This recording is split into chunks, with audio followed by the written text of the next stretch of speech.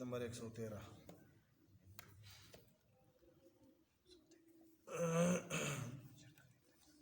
اعوذ باللہ من الشیطان الرجیم، بسم اللہ الرحمن الرحیم۔ وقالت اليهود ليست النصارى على شيء وقالت النصارى ليست اليهود على شيء وهم يتلون الكتاب كذلك قال الذين لا يعلمون مثل قولهم فالله يحكم بينهم يوم القيامة فيما كانوا فيه يختلفون۔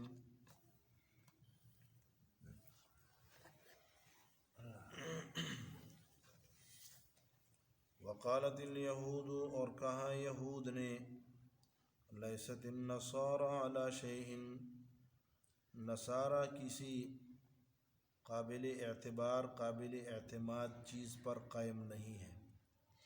وقالت النصارى، اور نصارہ نے کہا، لیست الیہود علی شیء، یہود کسی چیز پر نہیں، یعنی کوئی قابل اعتماد بنیاد ان کے پاس بھی نہیں۔ وہم یتلون الکتاب، حالانکہ یہ دونوں جماعتیں کتاب کی تلاوت کرتے ہیں۔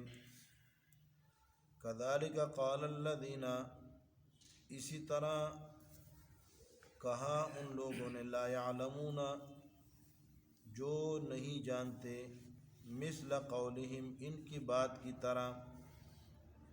فاللہ یحکم بینہم یوم القیامۃ، بس اللہ فیصلہ فرما دیں گے ان کے درمیان قیامت والے دن، فیما کانوا فیہ یختلفون، ان باتوں میں جن میں یہ آپس میں اختلاف کر رہے تھے یا کرتے جا رہے ہیں۔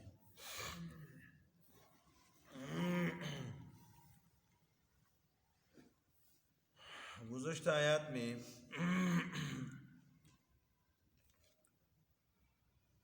دوسروں کو مرتد بنانے کی تدابیر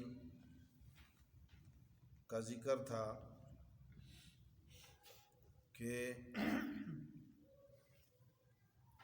یہود کی کوشش اور خواہش یہ ہے کہ مسلمانوں کو ان کے دین حقہ سے برگشتہ کر دیں، ہٹا لیں، پیچھے کر لیں۔ اس کے لیے انہوں نے مختلف اینگل سے، مختلف زاویوں سے حملے کیے، جس میں قرآن کے نزول پر حملہ، پھر قرآن کے مضامین پر حملہ، پھر قرآن کے طرز بیان پر حملہ، صاحب قرآن پر حملہ، اور آخر کار یہ دعویٰ کہ جنت ہمارے راستے میں ہے۔ نزول قرآن پر یعنی پیغمبر قرآن پر، جو قرآن کو لے کر آ رہے تھے، حضرت جبریل علیہ السلام، ان پر اعتراض کیا۔ پھر مضامین قرآن پر اعتراض کیا، دو اعتراض مضامین قرآن پر کیے۔ ایک تو یہ کہ سلیمان علیہ السلام کا ذکر سلسلہ انبیاء میں کیوں ہے، دوسرا یہ کہ آپ جادو سے کیوں منع کرتے ہیں، حالانکہ جادو منزل من اللہ ہے۔ یہ قرآن کے مضمون پر دوسرا اعتراض تھا۔ تیسرا اعتراض صاحب قرآن پر تھا، یعنی صاحب قرآن کے بارے میں راعنا کہتے تھے، تو جب منع کیا گیا تو کہنے لگے یہ تمہاری عداوت ہے، بغض ہے۔ خود کہتے تھے صحابہ کرام تو کچھ نہیں کہا، جب ہم نے کہنا شروع کیا تو منع کر دی۔ اور ایک اعتراض قرآن کے مضامین پر یہ تھا کہ یہ ان میں تنسیخ، نسخہ کیوں ہوتا ہے، یہ منسوخ کیوں ہوتے ہیں، ایک دن ایک حکم، دوسرے دن دوسرا حکم۔ اس سے معلوم ہوتا ہے آپ متردد ہے، آپ کو خود اپنے بات پر اعتماد اور یقین نہیں۔ یہ 5 اشکالات، اعتراضات یہ تھے۔ کل کے آیت میں انہوں نے دعویٰ کیا تھا کہ جنت ہمارے راستے میں ہے، ہم اہل جنت ہیں، اور ہمارے علاوہ کوئی جنت میں نہیں جائے گا۔ آج کی آیت میں ان کا دوسرا قول ہے۔ یہاں 5 قول ہیں۔ قالوا لن يدخل الجنة، قالت اليهود والنصارى، قالت اليهود ليست النصارى، من اظلم ممن منع، وقالوا اتخذ الله ولدا، وقال الذين لا يعلمون۔ اس کی تردید کی گئی ہے۔ آج کی آیت میں حضرت ابن عباس رضی اللہ تعالیٰ عنہ وغیرہ، امام ابن جریر، امام ابن کثیر اور مفسرین کی ایک بہت بڑی تعداد نے ذکر کیا ہے کہ آپ علیہ الصلوۃ والسلام کے پاس نجران کا ایک وفد آیا، مدینہ منورہ میں عیسائیوں کا وفد تھا، اور آپ علیہ الصلوۃ والسلام سے مناظرہ کرنے کے لیے آیا۔ اس کی تفصیل انشاءاللہ سورہ آل عمران کی ابتدا میں ہوگی۔ تو جب یہ لوگ آپ علیہ الصلوۃ والسلام کے مجلس میں بیٹھے تو یہاں مدینے کی یہود بھی آ کر بیٹھ گئے، اور جب بیٹھے تو اسی مجلس کے اندر ایک دوسرے کے اوپر اعتراضات اور اشکالات، ایک دوسرے کو رد کرنا شروع کر دیا۔ اور ایک نے کہا بڑا تم کسی کام کے نہیں ہو، دوسرے نے کہا بڑا تم کسی کام کے نہیں ہو۔ مجلس میں بیٹھے، اسی مجلس میں ایک دوسرے کی نفی کرنے لگے، نے کہا یہودی کسی کام کے نہیں ہیں، یہودیوں نے کہا نصرانی کسی کام کے نہیں۔ تو یہ آپس میں ان کی یہ گفتگو اور یہ لڑائی ہوئی، تو اسے قرآن نے نقل کیا اور اس کی تقبیح کی۔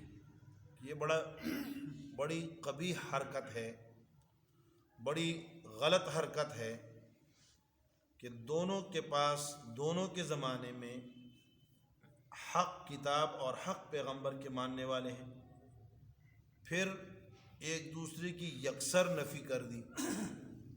فرمایا یہ انہوں نے ظلم کیا ہے، اور یہ ان کی بات ایسی ہے جیسے کوئی جاہل آدمی بے بنیاد بات کرتا ہے۔ یہ بھی انہوں نے جاہلوں کی طرح بات کی ہے، یعنی جاہل مشبہ بھی ہو گئے اور یہ ان کے مشابہ ہیں۔ تو فرمایا قالت الیہود لیست النصارى علی شیء، کہنے لگی یہود لیست النصارى علی شیء، نصارہ کسی چیز پر نہیں ہے، یعنی لیس علی شیء یعبأ بہ ویعتبر بہ، یعنی کسی ایسی چیز پر ان کی بنیاد نہیں ہے جس کا کوئی اعتماد کیا جا سکے، جس پہ کوئی اعتبار کیا جا سکے گے۔ تو اس کا مطلب یہ ہے کہ انہوں نے انجیل کا انکار کر دیا، اور حضرت عیسیٰ علیہ الصلوۃ والسلام کا بھی انکار کر دیا۔ عیسیٰ علیہ الصلوۃ والسلام کی نبوت کا انکار کیا، اور انجیل جو منزل من اللہ آسمانی کتاب تھی اس کا انکار کر دیا کہ نہ ان کے پاس کتاب ہے، نہ ان کے پاس کوئی رہنما ہے، دونوں باتوں سے انکار کر دیا۔ تو جوابی ترکی بترکی نصارہ نے بھی جواب دیا کہ لیست الیہود علی شیء، یہود بھی کسی چیز پر نہیں ہے، یعنی یہود کی بنیاد میں بھی کوئی کتاب، کوئی جو ہے پیغمبر، کوئی رہنما اور کوئی جو ہے ہدایت کی کتاب، کوئی مینول کتاب، کوئی بتلانے والی کتاب ان کے پاس بھی نہیں۔ تو گویا موسیٰ علیہ الصلوۃ والسلام اور تورات مقدسہ کی کیا کر دی، اس کی تکذیب کر دی اور انکار کر بیٹھے۔ دونوں نے آسمانی کتابوں کا انکار کر دیا۔ اب یہاں ایک سوال ہوتا ہے کہ بات تو انہوں نے ٹھیک کی نا، یعنی عیسائی جب تورات کو نہیں مانتے اور قرآن کو نہیں مانتے تو وہ عیسائی کسی بنیاد پر نہیں ہے نا۔ اسی طرح نصارہ اگر کیا ہے، نصارہ اگر تورات اور قرآن کو نہیں مانتے، اور یہودی انجیل اور قرآن کو نہیں مانتے، تو لازمی بات ہے ان کی تو بنیادیں کٹ گئی ہیں، وہ تو ان کی تو جڑیں نکل گئی ہیں، تو یہ تو کسی جڑ کے، کسی بنیاد کے اوپر نہیں قائم۔ تو یہ بات تو انہوں نے ٹھیک کہ فتویٰ تو صحیح لگایا تھا کہ بھائی تم کسی کام کے نہیں ہو، اللہ کے پیغمبر کے دشمن ہو، اللہ کی کتاب کی انکاری ہو۔ وہ دوسرے بھی انکاری تھے، انہوں نے کہا تم بھی کسی کام کے نہیں ہو۔ وہ شیرانی صاحب والی بات ہے کہ میں نے کہا کہ تم بھی اور تم بھی، تمہارا حال تو ایک جیسے ہے. جو زبان سے کہتے ہو وہ عملی طور پہ کرتے نہیں ہو تو تم تو ہمارے لیے تو دونوں ایک جیسے ہو. تو علماء نے لکھا کہ بات تو انہوں نے ٹھیک کی تھی، لیکن اس کی تنقید اور اس کی تقبیح اللہ رب العالمین نے اسے قبیح اس لیے قرار دیا اور اس پر تنقید اس لیے کی کہ اصل میں انہوں نے اس بات کا انکار نہیں کیا کہ تم قرآن کو نہ مان کر، قرآن کا انکار کر کے، نبی آخر الزمان کا انکار کر کے تم اپنی بنیادیں کاٹ چکے ہو، بلکہ اس لیے کہ انہوں نے ہر پیغمبر کے بغض اور عداوت میں، ہر فریق نے دوسرے پیغمبر کے بغض اور دوسری کتاب سے اپنی کتاب کی محبت اور دوسری کتاب کی بغض اور عداوت میں یہ کہہ دیا کہ لیست الیہود علی شیء، اور دوسرے کہ لیست النصارى علی شیء. تو یہ ماننے کا معنی یہ ہے، ہم مسلمان کہتے ہیں کہ تورات منسوخ ہے، انجیل منسوخ ہے، لیکن ہمارے لیے انتہائی قابل احترام اور قابل قدر ہے. ہمیں صحیح جو حقیقی انجیل ہے اور حقیقی تورات ہے وہ ہمیں معلوم نہیں ہے، اور وہ انہوں نے اتنا اس کا حلیہ بگاڑ دیا ہے اور اتنے اس میں تحریف اور تبدیل کر دی ہے کہ اصل انجیل خود ان کو نہیں پتہ، اصل تورات خود ان کو نہیں پتہ. لیکن ہمارا مسلمانوں کا اجمالی اور مجمل ایمان یہ ہے کہ تورات اور انجیل اپنے زمانے میں کتبۂ ہدایت تھی، ہدایت کے سرچشمے تھے، اور وہ قابل عمل اور منزل من اللہ تعالیٰ کے پیغام تھے. لہذا ہم کسی طریقے سے اس کا اب بھی جو اس کے پاس اگر کوئی صورت کسی بھی صورت میں موجود ہو تو اس کا انکار یا اس کی گستاخی یا اس کی توہین وہ ہم برداشت نہیں کرتے، اور نہ ہی کوئی مسلمان یہ سوچ سکتا ہے. تو اس بنیاد پہ اگر کہہ دیا جائے کہ جناب محمد مصطفیٰ صلی اللہ علیہ وسلم کا انکار کر کے، قرآن کا انکار کر کے، جو قرآن تورات اور انجیل کا مصدق ہے، جو ان کی تصدیق کر رہا ہے، یہ لوگ بے بنیاد ہو گئے، پھر تو بات صحیح تھی. لیکن انہوں نے یہ تو نہیں کہا نا کہ قرآن کا انکار کر کے بے بنیاد ہو گئے، بلکہ انہوں نے کہا کہ ہمارا فتویٰ یہ ہے، میں مولوی صاحب ہوں، میرا فتویٰ یہ ہے کہ یہ بے دین ہے. دوسرے نے کہا کہ ہم مولوی صاحب ہیں، ہمارا فتویٰ یہ ہے کہ یہ بے دین ہے. تو اللہ رب العالمین نے اس پہ تنقید کی کہ اس کا فیصلہ، اس کے فیصلے کے لیے دن مقرر ہے، قیامت آنے والی ہے، ان کا فیصلہ ہو جائے گا. تو فرمایا کذالک قال وہم یتلون الکتاب، حالانکہ یہ کتاب پڑھتے ہیں. تو ظالموں، کتاب بھی پڑھتے ہو، کتاب کے اندر انجیل میں تورات کی تصدیق موجود ہے، تورات میں انجیل کی تصدیق موجود ہے. انجیل عیسیٰ علیہ السلام کی لائی ہوئی کتاب موسیٰ علیہ السلام کے احترام کا اور ان کے ادب کا اور ان کے اللہ کے پیغمبر ہونے کا اعلان کرتی ہے. تورات عیسیٰ علیہ السلام کے آنے کی بشارت دیتی ہے. تو جب تمہاری کتابیں وہ ان کتابوں میں موجود ہیں کہ عیسیٰ علیہ السلام بھی پیغمبر برحق ہے، اور تمہاری کتابوں میں موجود ہے کہ موسیٰ علیہ السلام بھی پیغمبر برحق اور ان کی کتاب وحی الہی ہے، تم کتاب پڑھنے کے باوجود، کتاب ہونے کے باوجود تم کیا کر رہے ہو؟ اس کا انکار کر رہے ہو. تو اس کا فیصلہ آنے والا ہے، وہ اس وقت پتہ چل جائے گا. پھر فرمائے کذالک قال الذین لا يعلمون مثل قولہم، اسی طرح کہی بات ان لوگوں نے جو نہیں جانتے، مثل قولہم، ان کے بات کی طرح. یعنی کذالک کا بیان ہے، مثل قولہم، کذالک یعنی جس طرح ان کی بات ہے، ان کی بات ہے. ایک کو کہتے ہیں کہ تم کسی بنیاد پر نہیں، دوسرا دوسرے کو کہتے ہیں. تو مشرکین عرب جو بے علم تھے، جاہل تھے، اسی طرح مجوس اور دوسرے ادیان کے مالک جو بے علم تھے، لا علم تھے، انہوں نے بھی کہہ دیا کہ ہمارے دین کے علاوہ باقی تمام ادیان والے کسی بنیاد پر نہیں ہیں. یہاں اللہ رب العالمین نے عجیب انداز سے ایک بات سمجھائی ہے. فرمایا یہود و نصارہ کو اللہ نے کہا وہم یتلون الکتاب، اور اگلی قوموں کو کہا کذالک قال الذین لا یعلمون الکتاب، جو بے علم ہے.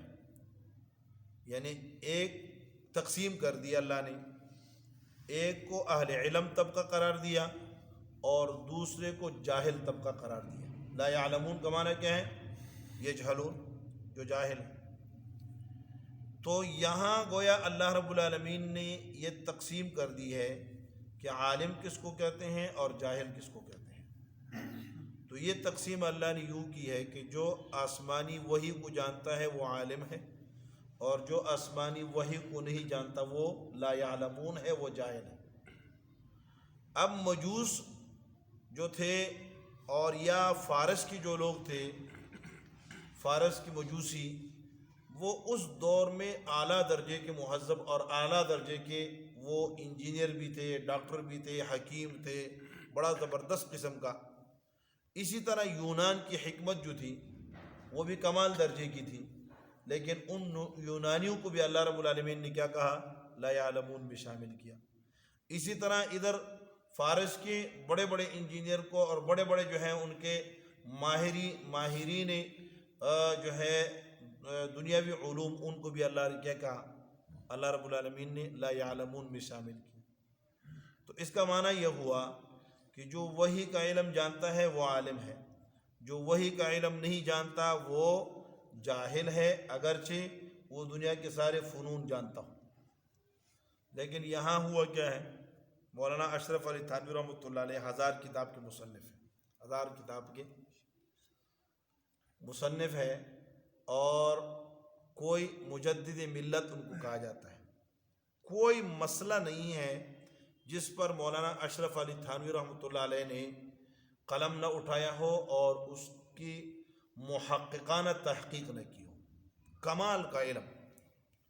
لیکن مولانا اشرف علی تھانوی رحمۃ اللہ علیہ کو جب ان کا شناختی کارڈ بننے لگا تو انگریز کا دور تھا نا، تو ان سے پوچھا بھائی آپ کتنے پڑھے ہوئے ہوں؟ انہوں نے کہا میں تو پڑھا ہوا نہیں ہوں، یہ کتابیں ہیں، منطق پڑھا ہوں، فلسفہ پڑھا ہوں، میں اصول فقہ پڑھا ہوں، اصول حدیث پڑھا ہوں، میں اصول تفسیر پڑھا ہوں، میں مفسر، میں فلان۔ انہوں نے کہا نہیں نہیں، یہ نہیں، یہ ABC پڑھے ہو کہ نہیں پڑھے ہو؟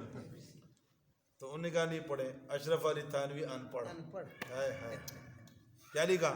ناخواندہ۔ ان کے شناختی کارڈ پہ لکھا ہوا تھا کیا؟ ناخواندہ۔ اب ایک بابا جی تھے نا، انہوں نے ABC ساری یاد کی ہوئی تھی، ساری یاد کی ہوئی تھی A to Z۔ تو ایک نوجوان سے جس نے کتابیں ہاتھ میں پکڑی ہوئی تھی، کالج سے آ رہا تھا، انہوں نے کہا بھائی تم کتنے پڑھے ہو؟ وہ کہتے BA۔ وہ کہا اچھا، 2 لفظ یاد کیے وہ بھی الٹے، اور میں نے تو ساری ABC یاد کی ہوئی ہے، Z تک یاد کی، تم 2 لفظ پڑھے ہو وہ بھی الٹے۔ تو اب جو الٹا پڑھتے ہیں، لکھنے بیٹھتے ہیں، تو جب تک الٹے ہاتھ سے نہ ہو جاؤ، آپ علیہ الصلوۃ والسلام نے فرمایا کہ خیر کس میں ہے؟ تیامن میں ہے۔ ہر کام دائیں طرف سے کرو، ہر ذی قدر ذی شان کام، یہ اللہ نے دائیں ہاتھ کے لیے رکھا ہے۔ یہ ادھر سے بیٹھتا ہے، ادھر لکھتے ہیں، ادھر لکھتے ہیں، یہ پڑھے لکھے ہیں، اور جو ادھر سے لکھتے ہیں بسم اللہ الرحمن الرحیم، وہ ان پڑھ ہو گیا۔ وہ کیا ہے؟ ان پڑھ ہو گیا۔ تو اللہ نے الحمدللہ جو قرآن کا علم جانتے ہیں، جو قرآن کو جانتے ہیں، اللہ نے ان کو کتاب کو جانتے ہیں، جو وحی کو جانتے ہیں، اللہ نے انہیں عالم کہا ہے، اگرچہ برطانیہ نے اسے ناخواندہ لکھا ہو، اگرچہ کیا ہے؟ برطانیہ نے اسے ناخواندہ لکھا ہو، لیکن قرآن کیا کہہ رہا ہے؟ قرآن کہہ رہا ہے کہ اہل علم وہ ہے جس کے پاس آسمانی کتاب کا علم ہے، جس کے پاس وحی کا علم ہے۔ اب علوم 2 قسم کے ہیں، ایک کو کہتے ہیں علوم عالیہ، اور دوسرے کو کہتے ہیں علوم عالیہ۔ علوم عالیہ جو ان علوم تک پہنچنے کا ذریعہ ہو۔ علوم عالیہ وہ امام رومی رحمۃ اللہ علیہ نے لکھا ہے نا کہ علم تفسیر است و حدیث، علم فقہ است و تفسیر است و حدیث، وہاں کے دانت دیگر گردد خبیث۔ جو اس کے علاوہ کوئی اور چیز جانے گا وہ کدھر ہو جائے گا؟ وہ کسی اور پاس چلا جائے گا۔ تو فرمایا کہ علوم عالیہ وہ قرآن و سنت ہے، اور اس کے لیے جو آلے کے طور پہ جو علوم یاد کیے جاتے ہیں، مثلا صرف ہے، نحو ہے، اسی طرح علم بلاغت ہے، یا علم فقہ ہے، یہ اصول فقہ ہے، اصول حدیث ہے، اصول تفسیر ہے، یہ ساری چیزیں یہ اس کے لیے آلے کے طور پہ ہیں۔ جو اس کے لیے معاون ہے وہ علوم کیا ہے؟ وہ بھی اسی کے اندر شامل ہے، لہٰذا اس میں جتنا دماغ کھپے گا وہ کیا ہوگا، قرآن کے علوم شامل ہوں گے۔ ایک علوم حرفیہ ہے، علوم حرفیہ جس سے حرفتیں، مثال کے طور پہ انجینئرنگ ہے یا جو ہے میڈیکل ہے یا دوسرے علوم ہیں، تو ان علوم میں اگر اتنا انہماک ہو کہ دین سے دور بندہ چلا جاتا ہے تو ان کا حاصل کرنا پھر ممنوع ہو جاتا ہے، منع ہے۔ ہاں اگر اتنا انہماک نہیں ہے اور ایک درجے تک جس کے ساتھ ساتھ کیا ہو، اللہ کی دین کا علم بھی ہو اور وہ بھی حاصل کیا جائے، تو پھر ان کا حصول اگر اس نیت سے ہو کہ خدمت خلق کریں گے تو پھر تو مستحب درجہ ہے، اور اگر اس درجے میں نہ ہو لیکن یہ ہو کہ یہ دنیاوی علوم ہے اور اس سے دنیا کا نظام چل رہا ہے اور یہ سے میں ذریعہ معاش بناؤں گا، تو یہ مباح کے درجے میں ہے، یعنی یہ بھی ٹھیک ہے، ان کا حاصل کرنا صحیح ہے۔ لیکن ایسے علوم جن کا کوئی فائدہ نہیں، میں پچھلے درس میں بھی گزر چکا ہے، جن کا کوئی دنیاوی فائدہ نہیں ہے، ان کے حصول کے لیے نہ دینی فائدہ ہے نہ دنیاوی فائدہ، تو ان کو حاصل کرنا عبث ہے۔ علم منطق جو ہے اس کے حصول کو علماء نے جائز قرار دیا ہے، کیونکہ علم منطق کے ذریعے جو فقہی اصطلاحات ہے، عموماً دلائل اور استدلالات جو ہیں وہ علم منطق کے ذریعے حاصل کیے جاتے ہیں۔ لیکن منطق کے بارے میں تو بہت سارے اختلاف بھی ہے، بہت سارا اختلاف ہے اور علماء میں، تو بعض نے کہا کہ من لم یعرف المنطق فلا ثقۃ له فی العلوم اصلا، جو منطق نہیں جانتا اس کے علوم پر کوئی ثقہ اور اعتماد نہیں ہے۔ اور بعض نے کہا کہ الحکمت بیت الکفر والمنطق دہلیزها، کہ علم حکمت یہ کیا ہے، کفر کا دروازہ گھر ہے اور منطق اس کی دہلیز ہے۔ تو اس طرح کے جو نا مختلف آراء ہے علماء کی۔ بہرحال فیصلہ کن بات یہ ہے کہ علم منطق چونکہ معاون ہے علوم دینیہ کے لیے، اس لیے علماء نے اس کو کیا کیا ہے، اس کے حصول کو مباح قرار دیا ہے۔ بہرحال یہاں یہ بات علوم کے حوالے سے آئی تو اللہ رب العالمین نے تقسیم کی، ایک اہل علم قرار دیا کن کو، جن کے پاس وحی کا علم ہے، اور جاہل قرار دیا ان کو جن کے پاس وحی کا علم نہیں ہے۔ اب اگر ایک آدمی کے پاس قرآن کا علم نہیں ہے، ساری دنیا کی ڈگریاں اس کے پاس ہیں، وہ اللہ کی نظر میں کیا ہے، لا علم ہے۔ كذلك قال الذين لا يعلمون مثل قولهم فالله يحكم بينهم يوم القيامة، پس اللہ تعالیٰ فیصلہ فرما دیں گے ان کے درمیان قیامت کے دن، فيما كانوا فيه يختلفون۔ علامہ ابن کثیر رحمۃ اللہ علیہ نے لکھا ہے، بلکہ ابن جریر سے روایت کی ہے کہ دنیا کے اندر جتنے بھی اختلافات ہیں اور جن میں اختلاف میں سہارا کس کو لیا جاتا ہے، مذہب اور دین کو سہارا بنایا جاتا ہے، اپنے یعنی نصارہ یا یہود یا مجوس یا آتش پرست یا جو بھی قومیں دوسرے قوموں کی تنقید اسی بنیاد پہ مذہب کو بنیاد بنا کر رہے تھے، تو اللہ رب العالمین نے کہا کہ ان کا فیصلہ جو کیا ہوگا قیامت کے دن میں خود کروں گا۔ تو یہ ہمارے اختلافات جو ہیں جو اپنے آپس کے مذہب کے اندر ہو، ایک ہی مذہب کے لوگوں کے اندر ہو، اس میں حق اور باطل کا بندے کو پتہ نہ چل رہا ہو، تو اللہ سے دعا مانگتا رہے، اللہم ارنا الحق حقا وارزقنا اتباعہ وارنا الباطل باطلا وارزقنا اجتنابہ۔ اللہ مجھے حق راستہ دکھلا دے اور اس کی اتباع نصیب فرما دے، باطل راستہ دکھلا دے اس سے اجتناب نصیب فرما دے، اور چلتا رہے، محنت کرتا رہے بندہ، جستجو میں رہے۔ لیکن یہ ہے کہ جب کسی ایک عالم پر اعتماد آپ کو پیدا ہو گیا، اب آپ اس کے پیچھے چلیں، اس کی بات کو، اس کے فتوے کو آپ اعتماد کر کے اس پہ عمل کرتے جائیں، اور جو اگر عام آدمی ادھر بھی جائے ادھر بھی جائے ادھر بھی جائے ادھر بھی جائے، مختلف دروازوں پہ جب جائے گا تو یہ کیا ہو جائے گا، کنفیوز ہو جائے گا۔ پھر لوگ کیا کہتے ہیں، یار مولویوں نے تو ہمیں کہیں کا نہیں روکا۔ تو ہم خود جاتے ہیں نا، ایک پر اعتماد کرو بس اس کے پیچھے چل پڑو، اس پر اعتماد کر کے بس اس کے علم پر اعتماد کرو، اس کے تقویٰ پہلے دیکھو اور پھر اس کے علم اور تقویٰ پر اعتماد کر کے اس کے پیچھے چلو، اس سے مسئلہ پوچھو اور کرتے جاؤ تو سیدھا جنت کی طرف چلے جاؤ گے، راستہ ٹھیک ہے۔ اور اگر کیا ہے، ادھر بھی پوچھو گے ادھر پوچھو گے ادھر پوچھو گے، تو مولوی تو آپس میں لڑتے نہیں ہیں، لیکن تمہیں کیا کر دیں گے، تمہیں ایسے الجھن میں ڈال دیں گے کہ آپ کو پتہ ہی نہیں چلے گا کہ میں کدھر جا رہا ہوں۔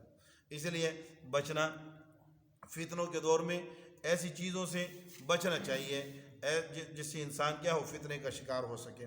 فاللہ یحکم بینہم یوم القیامت، اللہ رب العالمین فیصلہ فرما دیں گے قیامت کے دن فیما کانوا فی یختلفون، ان اختلافات کا جن میں یہ لوگ پڑے ہوئے ہیں۔ اللہ رب العالمین ہمیں حق راستہ دکھلا دے اور اس کے مطابق عمل کرنے کی توفیق نصیب فرمائے۔